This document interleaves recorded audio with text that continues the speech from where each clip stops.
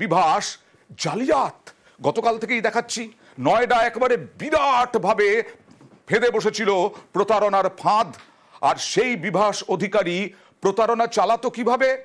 উপদেষ্টা নিয়োগ করেছিল। উপদেষ্টাদের নাম দেখুন: Dipak Saha Roy, ex justice, Calcutta high court chief adviser, ঢুকিয়ে দিয়েছেন নাম, নাকি তাদের অনুমতি নিয়ে নাম ঢোকানো হয়েছে? Professor Rudra Narayan Chatterjee, advocate, Calcutta high court and supreme court India adviser, ঢুকিয়ে দিয়েছেন নাম, নাকি ঢোকানো হয়েছে প্রতারণা চালাতে? এটাই সব থেকে বড় প্রশ্ন। থানা খুলে ফেলেছে ইন্টারন্যাশনাল থানার Debashis Dhar, IPS, ex CBI officer, adviser. উপদেষ্টা নকল থানা, তার মাথায় বিচারপতি, তার মাথায় অ্যাডভোকেট, তার মাথায় আইপিএস। সরাসরি চলে যাব প্রতিনিধি সুপ্রতিমের সঙ্গে। সুপ্রতিম, আমরা নলহাটির সেই বিরাট আশ্রম দেখেছি, বিভাস অধিকারীর তরপানি দেখেছি। এই উপদেষ্টাদের নাম ঢোকালো কিভাবে বিভাস অধিকারী? কিছু জানা যাচ্ছে? তাদের অনুমতি কি নেওয়া হয়েছিল? দেখো, সেটা হচ্ছে নকল থানা খোলার তো অভিযোগ আগে থেকে এসছে এবং সেখানে রীতিমতো পুলিশের পোশাক পরে নাকি থাকতো লোকজন, সেটাও জানা গেছে। এরপর যেটা আজকে তথ্য সামনে এসছে যে একটি ওয়েবসাইটের তথ্য পাওয়া গেছে, যে ওয়েবসাইটে এই নকল থানার নামে নিয়ে ইন্টারন্যাশনাল পুলিশ ক্রাইম, কী ধরনের ক্রাইম, সোশ্যাল, সমস্ত কিছু কিন্তু এই ওয়েবসাইটের মধ্যে রয়েছে। এবং সেখানে যে অ্যাডভাইজারি কমিটি, সেই অ্যাডভাইজারি কমিটি যখন দেখা যাচ্ছে সেখানে কিন্তু পরপর যাদের নাম আসছে তা কিন্তু চমকে দেওয়ার। সেখানে অবসরপ্রাপ্ত আইপিএস রয়েছে, অবসরপ্রাপ্ত বিচারক রয়েছে, বিভিন্ন সুপ্রিম কোর্টের অ্যাডভোকেট রয়েছে। অর্থাৎ যদি বিভিন্ন কমিটি দেখে, এবং সেখানে কিন্তু ওয়েবসাইটটি বানানো হয়েছে নিখুঁতভাবে। সেখানে কিন্তু জেলা ওয়াইজ, অর্থাৎ কারা কারা রাজ্যের মেম্বার, সোশ্যাল কারা মেম্বার, মহিলা সংক্রান্ত কেস কারা দেখবে, সমস্ত একটা বানানো হয়েছে। এবং সের ওপরে যদি ওয়েবসাইটে দেখা যায় সেখানে কিন্তু মেম্বারশিপ নেওয়ার একটা অপশন রয়েছে, তার পাশাপাশি সেখানে ডোনেশন দেওয়ার একটা অপশন রয়েছে। কিন্তু এই ডোনেশন যেত কোথায়, এটা কিন্তু বিভিন্ন মানুষের প্রশ্ন উঠেছে। আর এই যে ডোনেশন, তুমি আমার সঙ্গে থাকো, আমার সঙ্গে রয়েছেন অবসরপ্রাপ্ত আইপিএস দেবাশিস ধর। দেবাশিস বাবু, আমি অয়ন রয়েছে আপনার সঙ্গে নিউজ 18 বাংলা থেকে। দেবাশিস বাবু, আপনি নিশ্চয়ই এতক্ষণে জেনে গেছেন বিভাস অধিকারী কত বড় প্রতারক, কত বড় জালিয়াত, এবং তার সঙ্গে সঙ্গে তার বিরুদ্ধে বিশাল অভিযোগ এবং উপদেষ্টা মণ্ডলী গড়েছেন, এবং তাতে আপনার নাম, নিশ্চয়ই আপনার থেকে অনুমতি নিয়েছেন। দেখুন, একটা কথা বলি, জাস্টিস সাহা রায় ওনাকে জিজ্ঞেস করে, মানে উনি ছিলেন ওখানে জিজ্ঞেস করে ওনাকে ব্যাপারটা মানে আমার কাছে নিয়ে আসে, ঠিক আছে। তো কিন্তু ওনারা কি করেন না, এটা একটা মানে একটা এনজিও ছিল, তো এনজিওর কার্যকলাপ সম্পর্কে আমার কোনো আইডিয়া নেই। কিন্তু আপনার অনুমতি নিয়েই নামটা ওখানে দেওয়া হয়েছিল। দেখুন, পুরো জিনিসটাই হচ্ছে একটা এনজিও করার আগে এরকম কোনো বোর্ড ওরা গঠন করলে কারো নাম রাখতেই পারে, সেটা কোনো ইয়ে নয়। কিন্তু তাদের কার্যকলাপ সম্পর্কে আমার কোনো রকম কোনো মানে আইডিয়াও নেই, এবং ওরা কোথায় থাকতো, কি করতো, সেটাও আমি জানি না। এনজিও যখন গঠন করে সেই বোর্ডের মধ্যে জাস্টিস সাহা রায় ছিলেন সঙ্গে, উনি সঙ্গে থেকে আমাকে মানে আমি জিজ্ঞেস করে নিয়েছিলাম এটা থাকার কোনো মানে লজিক্যাল কিনা, ঠিক আছে। কিন্তু দেবাশিসবাবু, এখন যা পরিস্থিতি দেখা যাচ্ছে যে একেবারে ইন্টারন্যাশনাল থানা খুলে বসেছিলেন নয়ডায় এবং এখানেও ফুলবাগানে, আপনি কোন রকম খোঁজ খবরও নেননি যে বিভাস অধিকারী কি করছেন না করছেন? বলেছি, শুনুন, এটা রেজিস্ট্রেশন যখন করে ওটা আমি জানি, ওটা গভর্নমেন্টের রেজিস্ট্রেশন করেছিল, ঠিক আছে। ওই রেজিস্ট্রেশন আমি যেটা করেছিল ওটা সরকারি অনুমতি নিয়েই করা, ঠিক আছে। ওর মধ্যে কোন রকম আইনি জটিলতা নেই, ওটা আমি ক্লিয়ারলি বলতে পারি, নাহলে আমি কোনোদিনই ছাড়িয়ে দিতাম না, ঠিক আছে। ওই আইনি উপদেষ্টা হিসাবে ছিলাম, কিন্তু ওই রেজিস্ট্রেশনটা সরকারি আইন মেনে, সরকারের নিয়ম মেনে, সরকারের অনুমতি নিয়ে করা হয়েছিল। এবার যে কয়েকজন যে কার্যকলাপ করে থাকে সেটা তাদের নিজস্ব ব্যক্তিগত, কোন রকম ভাবে মানে আমাদের কারোরই কোনো যোগাযোগ নেই। ওরা যেটা মানে যে থানা খুলেছে বলে, প্রথমত আমি যতটা খবর নিয়েছি সেটা মানে প্রতারণা কি অর্থে করেছে সেটা আমি বলতে পারবো না। তারা আমার কাছে যেটা ওই রেন্ট এগ্রিমেন্ট ওটা পাঠিয়েছিল সেটা ওরা অফিস হিসাবে নিয়েছে, ঠিক আছে। এই অফিসে তারা কি কার্যকলাপ করতো, এটা কতকে চিট করেছে বা আদৌ চিট করেছে কিনা আমি নো আইডিয়া। বেশ, ধন্যবাদ। প্রাইভেট থানা খুলেছিলেন, প্রাইভেট থানা তো খোলা যায় না, নকল আই কার্ড সমস্ত কিছুই তো উদ্ধার করা হয়েছে। International police and crime investigation bureau, নকল থানা নয়ডায় পুলিশের হাতে গ্রেফতার বেশ কয়েকজন বিভাস অধিকারী সহ। আর এই বিভাস অধিকারীর নলহাটিতে আশ্রম, বলা হয়েছিল তখন বিরাট আশ্রম।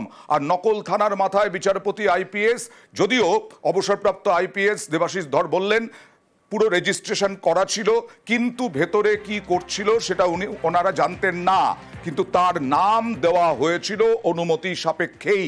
নয়ডায় প্রাইভেট থানা, আর এখানেই সিবিআই হানা দিয়েছিল, নিয়োগ দুর্নীতির সময় ইডি হানা দিয়েছিল।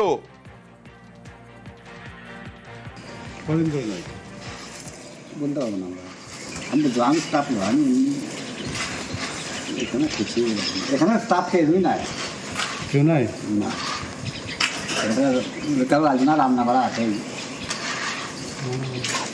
ওনার কদিন ধরে নেই এখানে? বলতে পারবো না, বুঝি আমার স্টাফরা 16-20 সেরা স্টাফরা পালাবে। কে পালিয়েছে?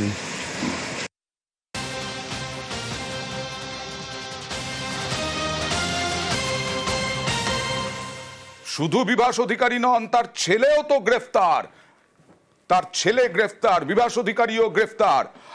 2023-এর ফেব্রুয়ারিতে নিয়োগ দুর্নীতিতে যখন ইডি হানা দিয়েছিল, সেই ছবিও দেখানোর চেষ্টা করব আপনাদের। কি তরপানি তখন এই বিভাস অধিকারীর। আর এই বিভাস অধিকারী নয়ডা থেকে গ্রেফতার, কারণ ইন্টারন্যাশনাল পুলিশ স্টেশন ইনভেস্টিগেশন নাম দিয়ে বিরাট হোর্ডিং দিয়ে একেবারে তোলাবাজি সহ বিভিন্নভাবে প্রতারণার অভিযোগ, উদ্ধার কয়েকটি ব্যাংকের চেকবুক, জাল পরিচয়পত্র।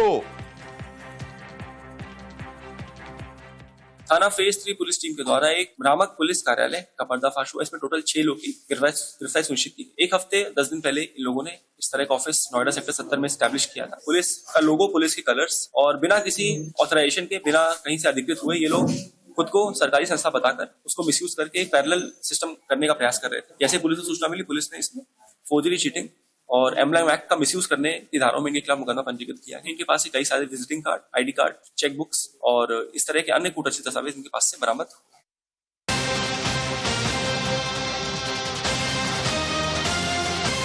বীরভূমের নলহাটি সেই সময় থেকে উঠে এসেছিল, সেই 2023 সাল থেকে সেই আশ্রম, বিরাট বাড়ি, বিরাট বাড়ি আশ্রম সেই নলহাটিতে। বাড়ি আশ্রমে তল্লাশি চালায় সিবিআই, নিয়োগ দুর্নীতি মামলায় তল্লাশি চালায় সিবিআই। কি দুর্নীতি? বেসরকারি বিএড ও ডিএলএড কলেজ সংগঠনের প্রাক্তন সভাপতি, কলেজ সংগঠনের সভাপতিও ছিলেন এই বিভাস অধিকারী। এই বিভাস অধিকারীর এখানে নাকি আশ্রম, বিরাট তার প্রভাব প্রতিপত্তি ছিল। সেই 2023-এর ফেব্রুয়ারি থেকেই আমরা আপনাদের সামনে এই বিভাস অধিকারীকে এইভাবেই পরিচিত করেছি। নীল আলো লাগানো গাড়ি, বাতি লাগানো, সেই বছর 5 আগেও দেখুন গাড়িগুলো, দেখুন নীলবাতির গাড়ি নিয়ে ঘুরতেন বিভাস অধিকারী। অর্ঘ্য অধিকারীও, বিভাস অধিকারীর ছেলে অর্ঘ্য অধিকারী মাস 3 আগে রামপুরহাট থানায় অভিযোগ, পুলিশ লেখা নীলবাতি লাগানো গাড়ি ব্যবহারের অভিযোগ। মানে ওই থানা, তার সঙ্গে পুলিশের উর্দি পরেই নাকি এই অফিসগুলোতে থাকতেন অনেকেই। বছর 5 আগে বিভাসও নীলবাতি গাড়িতে ঘুরতেন। আর সেই সমস্ত নিয়ে প্রচুর অভিযোগ।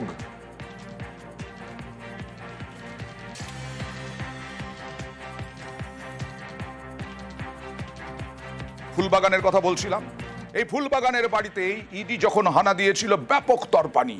আর এই বিভাস অধিকারী দেখুন এখানেও ফুলবাগানেও ইন্টারন্যাশনাল পুলিশ ইনভেস্টিগেশন, এখানেও নকল থানা খুলে বসে আছেন এই এই এই এই ফুলবাগানে। কিন্তু এখন হোর্ডিং উঠে গেল, এক খবরেই হোর্ডিং তুলে ফেলা হলো। রাতে কি হলো? এবার national bureau of social investigation and social justice হয়ে গেল, পাল্টে গেল এই হোর্ডিং। আর সকালে দেখুন গোটাটাই কোনো হোর্ডিং নেই, বাড়ির সামনে কোনো হোর্ডিং নেই। প্রথমে ছিল ইন্টারন্যাশনাল থানা, তারপরে হয়ে গেল এনজিওর নাম, তারপরে শূন্য, কিছু নেই। এইটাই হচ্ছে ফুলবাগানে। ফুলবাগানেও অফিস করেছিল, নকল থানা করেছিল, ইন্টারন্যাশনাল পুলিশ অ্যান্ড ইনভেস্টিগেশন নাম দিয়ে। কেউ কিছু বলতে পারছে ওখানে? প্রীতির কাছে চলে যাব সরাসরি। প্রীতি,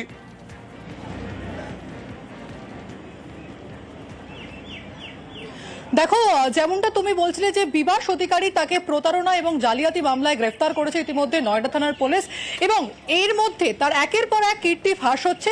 তারই মধ্যে তার যে বাড়ি, তার যে নতুন অ্যাড্রেস, তা কিন্তু পাওয়া গেল ফুলবাগানের সিআইটি রোডে।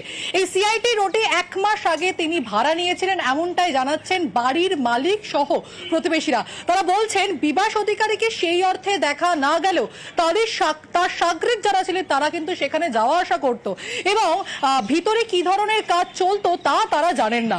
তবে মাঝে মধ্যেই গাড়ি করে তার সাকরেদরা আসতো, এবং তাদের মধ্যে অনেকেই আর্মধারী ছিল, অর্থাৎ একেবারে বন্দুক নিয়ে তারা কিন্তু হাঁটাচলা করতো। সেই ছবি তারা কিন্তু বারংবার দেখেছে। এবং যে সাইনবোর্ড নিয়ে বারবার আমরা কথা বলছি যে ইন্টারন্যাশনাল পুলিশ এবং ক্রাইম ইনভেস্টিগেশন ব্যুরো যেমন ঠিক নয়ডায় দেখা গেছে, ঠিক এমনই সাইনবোর্ড কিন্তু এই ফুলবাগানের বাড়িতে দেখা গেছে। পরবর্তীতে দেখা গেছে, কিন্তু এই যে এনজিও বা হোর্ডিং তুলে নেওয়া হলো গ্রেফতারির খবরের সঙ্গে সঙ্গেই, তার মানে কতটা সক্রিয় বিভাস অধিকারীর লোকজন ওখানে, কিছু বলছেন কেউ?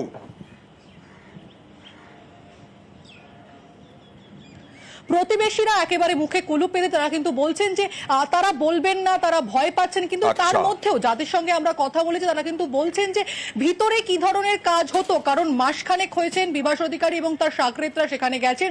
স্বাভাবিকভাবে কনস্ট্রাকশনের কাজ চলছে ভিতরে, এবং কি কি ধরনের কাজ চলছে তারা স্পষ্ট নয়। তবে মাঝে মধ্যেই বিভাস অধিকারীকে না দেখতে পেলেও বাঙালি অবাঙালি তার যে সাকরেদরা ছিলেন তারা কিন্তু সেখানে উপস্থিত থাকতেন। এবং বাড়ির মালিকের সঙ্গে আমরা যখন কথা বলি তিনি বলেন তিনি কিছুই জানতেন না। তিনি যখন এসেছিলেন তিনি বসবাসের জন্য, অর্থাৎ রেসিডেন্সিয়াল পারপাসের জন্য তিনি ভাড়া নিয়েছিলেন। পরবর্তীতে যে অফিস খুলবেন সে কথাও তিনি জানবেন না। অফিস তো নয়, একেবারে নকল থানা খুলে বসে পড়লেন। যেমন ভাবে ফুলবাগানে তেমনি নয়ডায়, নয়ডার যোগ ফুলবাগানেও। নিরাপত্তা রক্ষী কি বলছেন ওখানে দেখুন। এটা ন্যাশনাল পুলিশ অফিসার, এখানে ওই ইনফরমার সব। হ্যাঁ, ও দিল্লি গেছে, স্যার দিল্লি গেছে, নতুন এসে 1 মাস হচ্ছে। ওই তো বোর্ড লাগাই আছে। এই বোর্ডটাই কি ছিল না বোর্ডটা অন্য বোর্ড? না, এই বোর্ডটাই। এই বোর্ডই ছিল? হ্যাঁ। এমন প্রভাব যে ওই এলাকায়, ফুলবাগানের ওই এলাকায় লোকজন মুখে কুলুপ, কোনো কিছু কথা বলতে চাইছেন না, ভয় পাচ্ছেন বিভাস অধিকারীকে, বিভাস অধিকারীর লোকজনকে। কারণ অস্ত্র নিয়ে যাতায়াত ছিল অফিসে, অনেকেই অস্ত্র নিয়ে আসতেন বলে দাবি করছেন স্থানীয় বাসিন্দারা। বিভাস অধিকারী মাঝে মধ্যে আসতেন, বাড়ি মালিক বলছেন, কিন্তু আজই অফিস বন্ধ করে দেওয়ারও সিদ্ধান্ত হয়ে গেল। কিছুদিন আগে বোর্ড লাগলো, গাড়ি আসছে যাচ্ছে, ছোট আর্মস নিয়ে লোক আসছে, একজন পাগড়িওয়ালা পাঞ্জাবি আসতো। মাঝে 7 দিন 10 দিন ওরা ছিল না, আবার হঠাৎ উদয় হলো দেখলাম। তো কারণ আমি চিনবো না, কয়েকজন আসতো প্লেন ড্রেসে, হাতে একটা ছোট আর্মস নিয়ে আসতো। তার সাথে ওই যার নাম আপনারা বলছেন হয়তো সেই হতেও পারে। শুনছি সকালে যে বোর্ড নেই, বোর্ড খুলেছে, কাল রাত্রিবেলায় সব খুলে নিয়েছে। একজন আসতো পাঞ্জাব, মানে পাগড়ি পরে, পাঞ্জাবি, ছিপছিপে চেহারা, বাকি সব লম্বা চওড়া সব আসতো এখানে গাড়ি নিয়ে। ওই একটা সাদা গাড়ি, কালো গাড়ি, এই আসতো, 4জন 5জন করে আসতো, আবার চলে গেল, আবার এলো, আবার চলে গেল, সারাদিন এর এই আপ ডাউন। দেখলাম একটা বোর্ড লাগলো এই পর্যন্তই, মাসখানেক হবে। উনি এখানে খুব একটা বেশি এখনো অবধি থাকেন তো কোনোদিনই নি, বলেছিলেন থাকবেন, কিন্তু এখনো অবধি উনি থাকেননি। মোস্ট অফ দ্য টাইমই উনি ওনার পুরনো যে জায়গা সেখানটাতেই রয়েছেন। বেশিরভাগই উনি সন্ধ্যের দিকে আসেন, মানে 3টে-4টে নাগাদ আসেন, ওই সন্ধ্যা 7টা-8টা অবধি থাকেন, আবার চলে যান। আর যখন উনি এসছিলেন তখন উনি বলেছিলেন পার্সোনাল ইউজের জন্য এই জায়গাটা ইউজ করবেন। ডিসিবিআই যখন তলব করেছিলেন বলে আমরা নিউজে পড়েছিলাম, মানে ওনাকে ভাড়া দেওয়ার আগে, কিন্তু তাতে ওনার কোনো রকম কিছু প্রুভড হয়নি। 2nd ফ্লোরে অফিসে যারা আছে তাদের সঙ্গে আজকে অফিস টাইমে কথা বলে তাদেরকে অফ করিয়ে বন্ধ রাখবো। আর এই